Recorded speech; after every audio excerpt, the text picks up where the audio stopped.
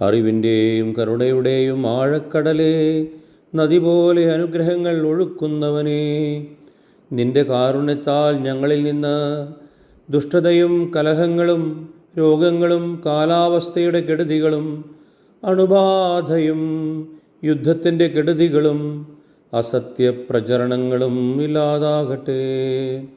വിലാപവും വിളിച്ചപേക്ഷിക്കലുമായി നിന്റെ മുമ്പിൽ അണഞ്ഞവരെ പരിഗണിക്കണമേ.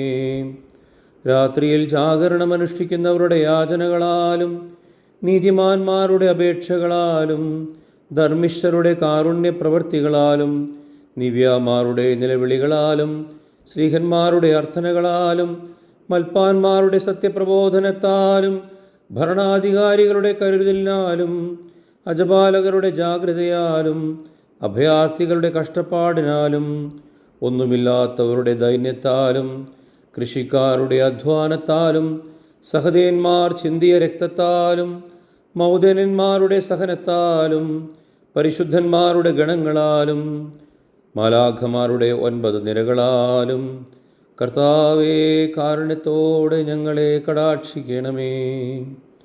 വത്സലനിധിയായ പിതാവിനെ പോലെ ഞങ്ങളോട് കരുണ കാണിക്കണമേ. എന്തെന്നാൽ നീ ദീർഘക്ഷമയുള്ളവനും കൃപയും സത്യവും നിറഞ്ഞവനാകുന്നു. ആമേൻ.